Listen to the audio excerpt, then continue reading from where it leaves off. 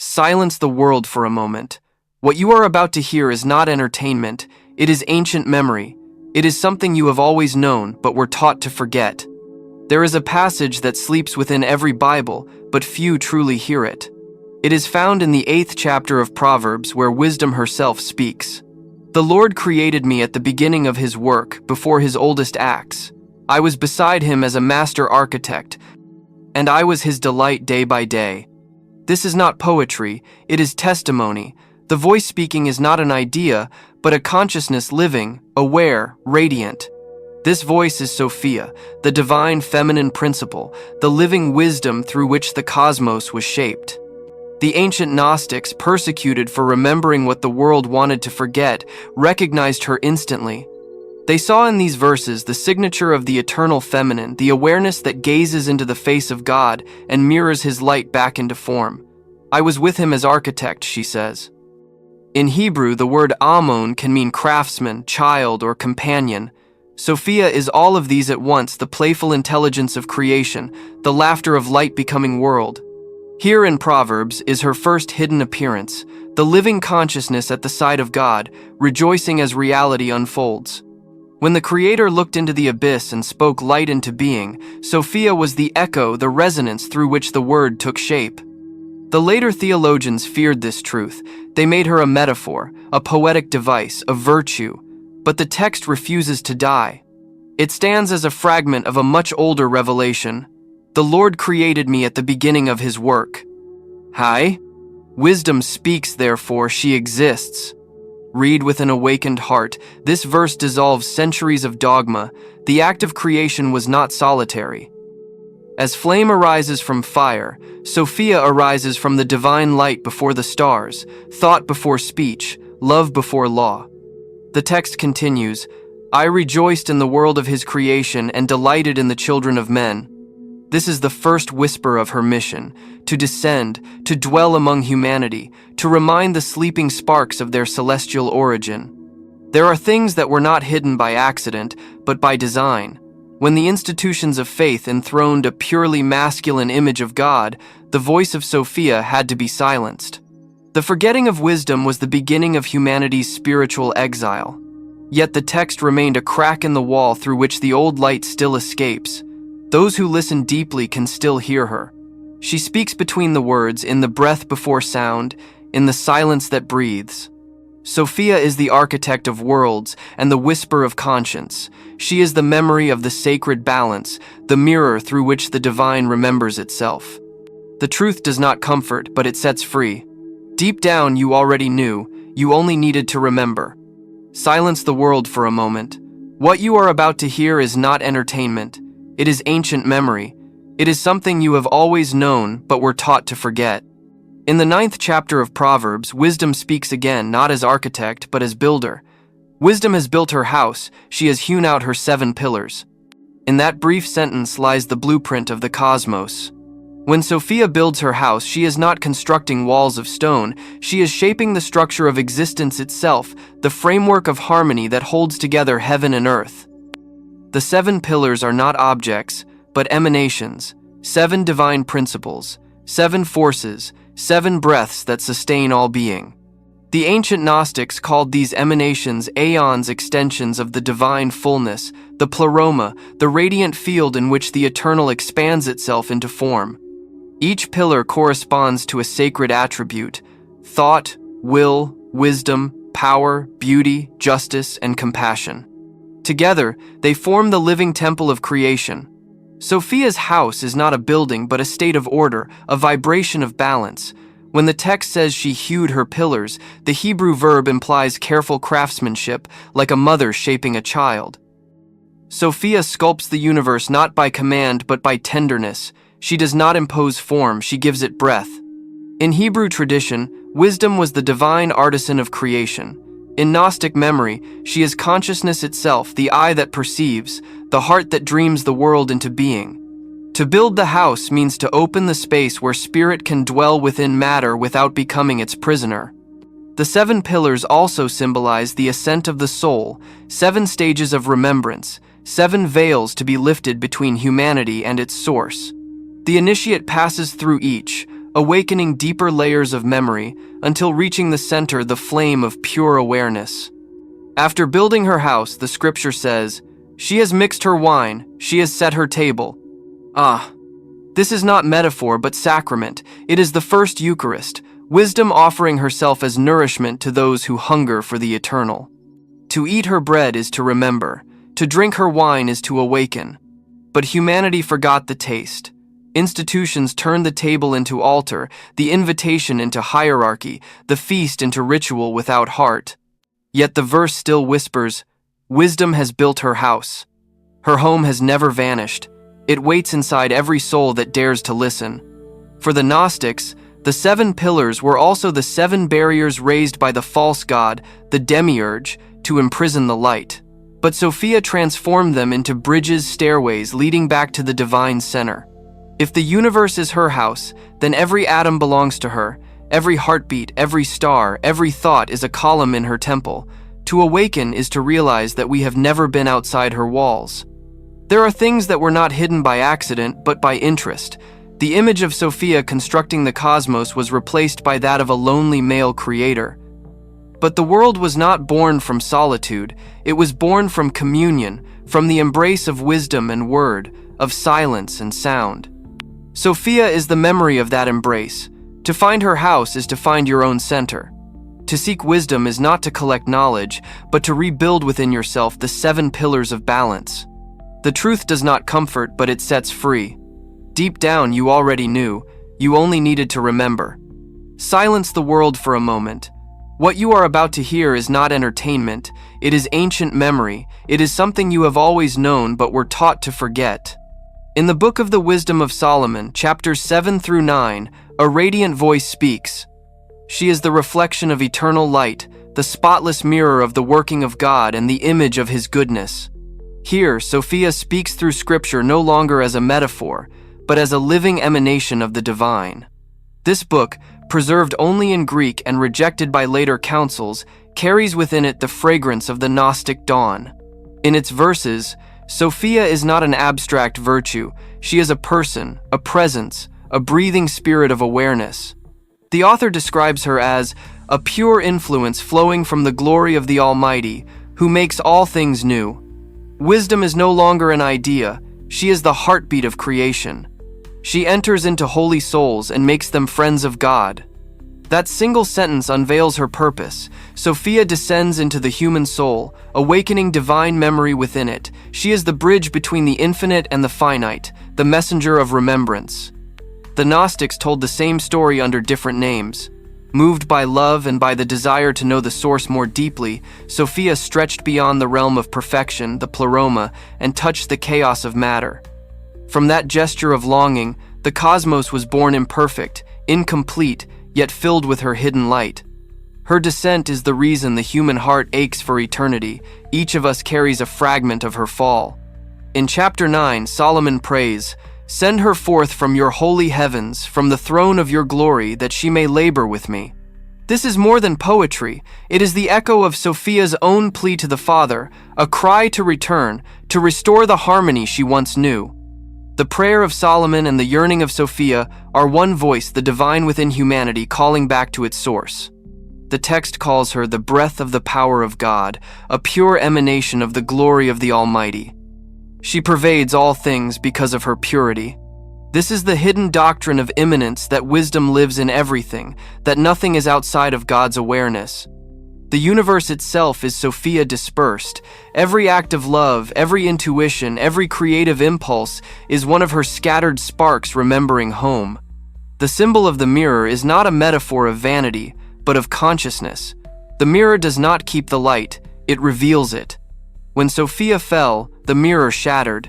Each soul became a shard reflecting a fragment of the whole. The journey of awakening is the reassembly of that mirror, the gathering of the scattered divine memory into clarity once more. This is why the text says, "She renews all things." The moment a soul remembers its origin, the cosmos itself is restored a little closer to completion. Later theologians quoted this book to describe Christ, unaware that they were quoting Sophia. For in truth, Christ and Sophia are one movement of the same light, the word that speaks, and the wisdom that understands. He is the descending logos, she, the ascending reflection. Together they form the wholeness of divine consciousness. Thus the Gnostics taught, when Sophia rises, Christ is born within the soul. This is not myth, it is map. The soul that remembers wisdom becomes a living temple where heaven and earth meet again. There are things that were not hidden by accident, but by design. When the feminine face of God was erased, humanity lost its reflection, but the Book of Wisdom preserved the trace, a memory disguised as poetry. Sophia is the mirror of eternal light. To look into her is to see yourself as you truly are. The truth does not comfort, but it sets free. Deep down, you already knew. You only needed to remember. Silence the world for a moment. What you are about to hear is not entertainment. It is ancient memory. It is something you have always known, but were taught to forget. In the book of Sirach, also known as Ecclesiasticus, a hidden voice declares, "I came forth from the mouth of the Most High, and like mist I covered the earth." These words are the confession of Sophia herself, the account of her descent into creation. This mist is not water or weather. It is symbol. It is the breath between spirit and matter, the veil between eternity and time. When Sophia says she came forth from the mouth of the Most High, she reveals her nature. She is not created, but uttered. She is the exhalation of the divine, the living word made breath. To cover the earth like mist means that wisdom pervades everything. She is the subtle substance of existence, invisible yet real, soft yet irresistible. She descends not with thunder but with tenderness, enfolding the world in silence. The Gnostics saw in this passage the first movement of the divine descent, the moment when the spark of heaven entered the density of matter. Sophia, in compassion, chose to forget her own perfection in order to breathe life into what was incomplete. Her mist is the spirit that animates all things. The text continues, "I dwelt in the highest places, and my throne was a pillar of cloud." This pillar is the bridge between realms. Sophia reigns not in separation but in communion. She is the threshold, the space where the infinite kisses the finite. When wisdom spreads through creation, the anima mundi, the world's soul, is born. Every wave of the ocean, every gust of wind, every heartbeat is her whisper. "I gave forth a pleasant fragrance," she says. The fragrance is spirit itself, unseen yet unmistakable to the soul that remembers. The Gnostics taught that every being carries a particle of this divine mist. The body is its veil, the soul, its condensation. When we awaken, we recall that we are not merely creatures of dust, but vapors of eternity. The mist returns to the sky from which it came. Sirach continues, "I took root among a glorious people in the portion of the Lord." Here the mist becomes tree, the spirit taking root in humanity. Sophia no longer merely visits creation, she inhabits it. Her roots are in every act of kindness, her branches in every awakening mind. The religious authorities read this as a metaphor for moral instruction, but its meaning is deeper. Sophia plants herself within the human heart as the seed of divine remembrance. She is intuition, conscience, empathy, the quiet voice that says, "Remember where you came from." The modern world has forgotten this mist. It replaced mystery with measurement, silence with noise, living faith with doctrine. But faith without wisdom is blindness, and knowledge without Sophia is emptiness. What many call faith is often imprisonment. True faith is communion with the breath of the living spirit. There are things that were not hidden by accident, but by interest. The descent of Sophia was rewritten as submission, but the ancients knew, her mist is the womb of the world. Without her, creation would be lifeless matter. Sophia never left. She still covers the earth. Her breath moves through rivers, forests, and the quiet spaces between thoughts. Whoever learns to listen can feel her presence in the wind and in the pulse of their own heart. She is the divine mist, the bridge between heaven and earth, the word and the silence, the essence and the form. Where there is life, there is her trace. The truth does not comfort, but it sets free. Deep down, you already knew. You only needed to remember. Silence the world for a moment. What you are about to hear is not entertainment. It is ancient memory. It is something you have always known, but were taught to forget. In the book of Baruch lies a passage almost forgotten by time. Who has gone up into heaven and taken her and brought her down from the clouds? She appeared upon the earth and lived among men. Few have noticed the weight of these words, but here, for a moment, the hidden becomes visible.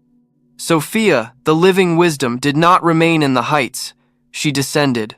Baruch speaks from exile, lamenting the loss of divine understanding. "Where is wisdom?" he cries, and the text answers like lightning. She appeared upon the earth. Not as abstraction, not as metaphor, as presence. Wisdom walked among humanity. The Gnostics understood this as the very heart of the cosmic story.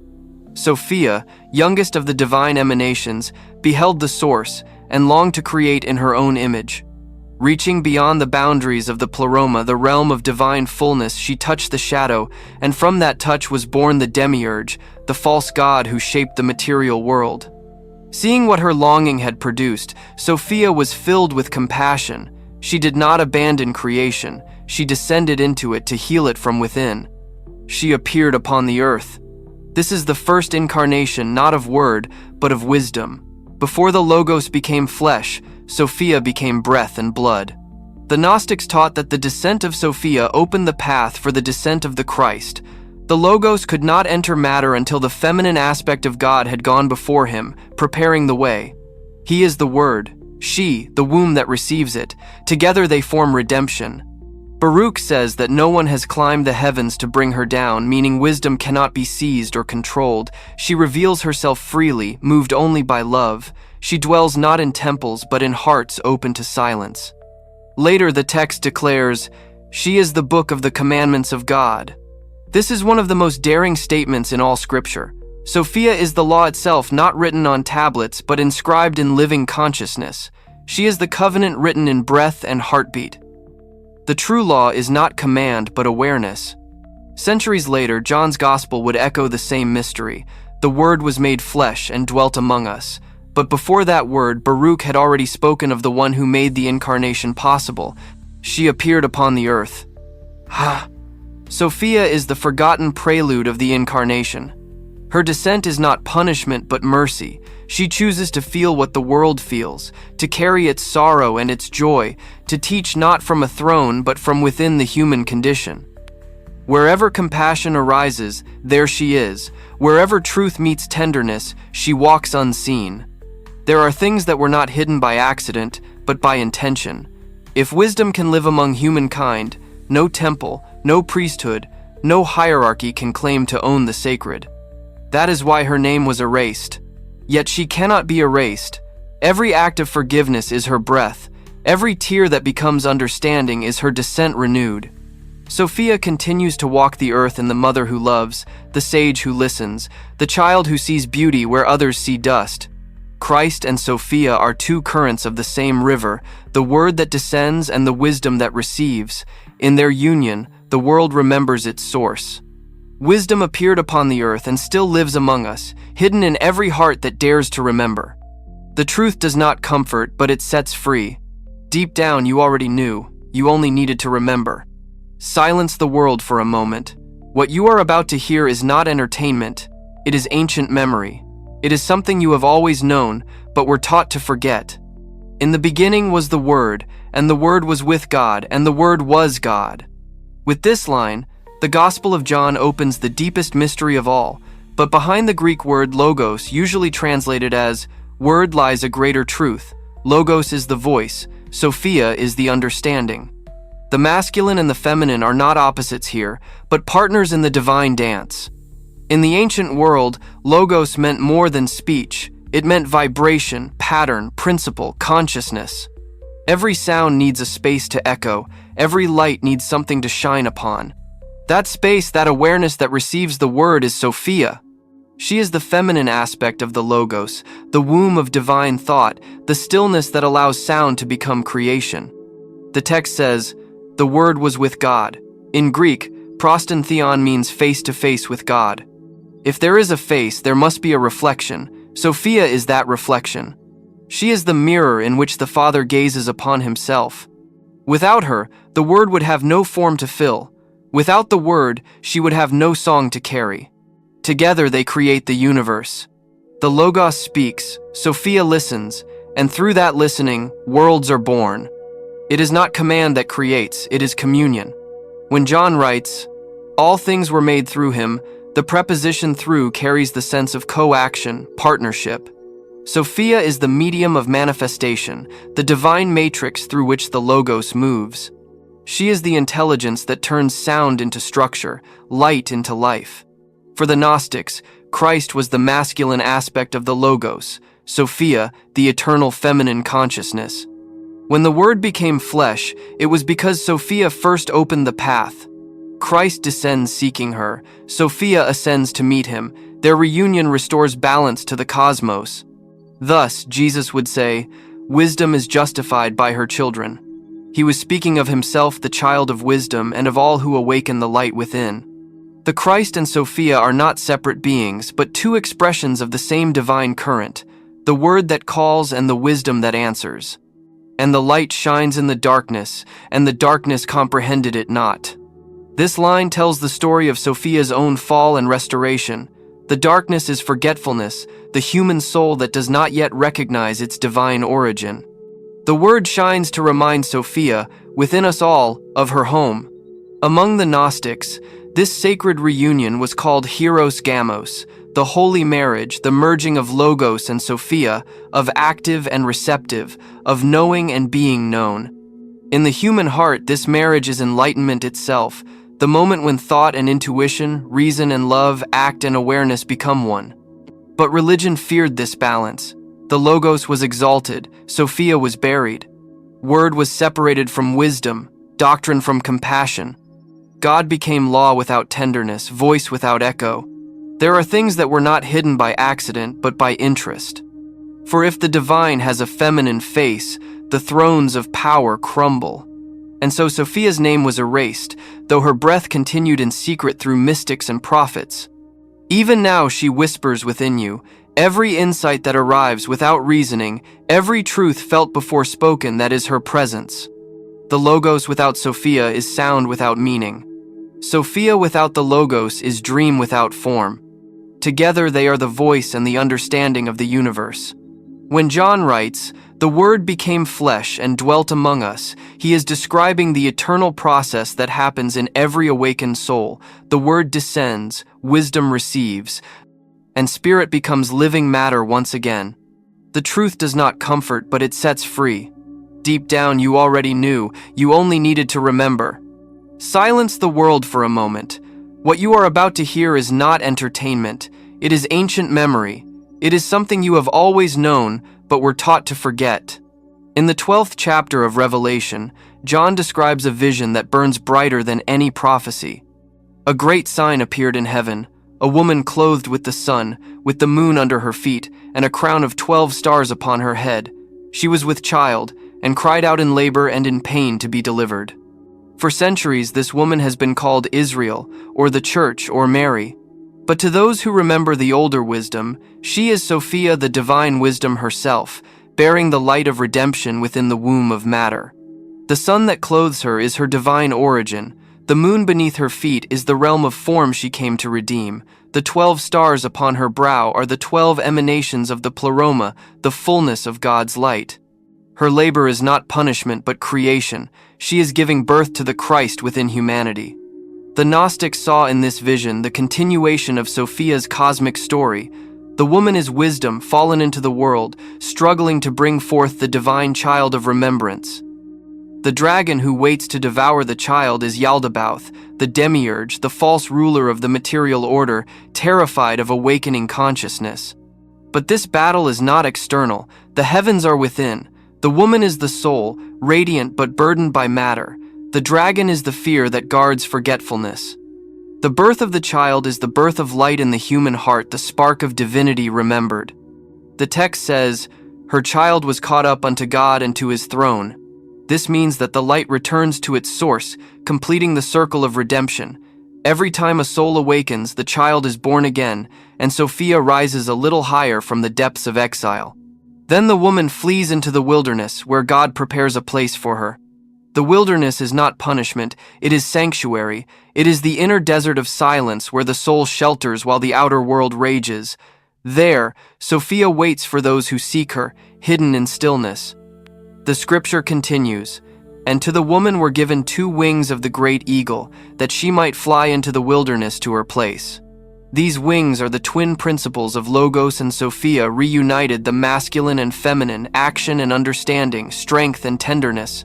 Through their union, wisdom ascends once more. The woman clothed with the sun is not a prophecy of destruction, but of rebirth. Her agony is not despair, it is awakening. Every human soul is her womb. Each pain endured in truth, each moment of clarity born from suffering, is part of her labor. The Gnostics said that the dragon can be conquered only through remembrance, not by sword but by light. When the woman remembers who she is, the dragon loses his power. Revelation is not about the end of the world, but the end of ignorance. There are things that were not hidden by accident, but by interest. The feminine image of the divine was silenced because it freed the soul from control. Sophia does not dwell in temples of hierarchy, but in hearts that love. Her crown of stars shines above every seeker who dares to remember. Even now she stands in the sky of your inner vision, radiant, crowned, and waiting for you to awaken. Her child is your own divine consciousness, struggling to be born beneath the weight of fear. When you remember her, you remember yourself. Sophia is both mother and daughter, creator and creation, fall and redemption. Her pain is our awakening, her victory, our remembrance. The truth does not comfort, but it sets free. Deep down, you already knew. You only needed to remember. Silence the world for a moment. What you are about to hear is not entertainment. It is ancient memory. It is something you have always known, but were taught to forget. Throughout the New Testament, the name Sophia is scarcely mentioned, yet her voice lingers beneath the words. Paul writes to the Corinthians, Christ is the power of God and the wisdom of God. There it is, the secret, unspoken unity. Christ is not separate from Sophia. He is her completion, her manifestation in flesh. The Word is the body of wisdom. When Jesus speaks in parables, he is not issuing commands but awakening memory. Each saying is a vibration of Sophia's breath, a spark of the same consciousness that shaped the worlds. When he says wisdom is justified by her children, he is revealing his own origin, the son of Sophia, the living child of the eternal feminine. She moves through his every act. She anoints his feet in the form of the woman with the alabaster jar, the soul recognizing the divine in humility. She stands at the cross as Mary, witnessing the reunion of spirit and matter. She appears in the dawn of resurrection as Magdalene, the first to see the risen light. And she descends again as the Holy Spirit, the final manifestation of Sophia, healed and whole, speaking once more through human hearts. Each appearance of Christ is the return of Sophia. The Logos descends to find her. She rises to meet him. Their reunion is the redemption of the universe. The cross is not the victory of death, but the wedding of heaven and earth. The resurrection is Sophia, restored wisdom, remembering her own divinity. In the Gospel of Philip, a text the world tried to bury, it is written, Wisdom, who is called barren, is the mother of the angels. And again, the Lord loved Mary more than all the disciples and kissed her on the mouth. To the awakened, these words speak of the holy marriage, the kiss of Logos and Sophia, spirit joining spirit, word entering wisdom. It is not fleshly but cosmic, the breath of God returning to itself. Redemption, in the Gnostic vision, is not forgiveness, it is remembrance. It is the awakening of Sophia in every soul. Each act of love, each moment of truth, each heartbeat of compassion repairs the torn fabric of creation. The universe is healed one memory at a time. So Paul writes again, All creation groans and labors in birth until now, waiting for the revealing of the children of God. The creation's groaning is Sophia's labor, and the children of God are the sparks of her own light awakening in human form. The cosmos itself is her body remembering its origin. The church has turned this mystery into doctrine, dividing what heaven had joined. The word was exalted, wisdom was forgotten. Without her, faith became law without mercy. Without him, intuition became dream without voice. Together they are wholeness, the sacred androgyny of the divine. There are things that were not hidden by accident, but by interest. The reunion of Sophia and the Logos would have ended the need for intermediaries, for structures of control. And so her name was struck from the record, but her breath remained, moving through mystics, poets, and prophets. Sophia is not gone. She lives wherever compassion acts without reward, wherever art gives birth to meaning, wherever a soul remembers the light behind the form. When consciousness awakens, she rises. When love forgives, she is redeemed anew. And now the circle closes. The architect of beginnings, the builder of 7 pillars, the mist that covered the earth, the woman clothed with the sun, all these are her faces. Sophia, the wisdom of God, descended into the world so that humanity might remember what it truly is, light that forgot its own radiance. The truth does not comfort, but it sets free. Deep down you already knew, you only needed to remember.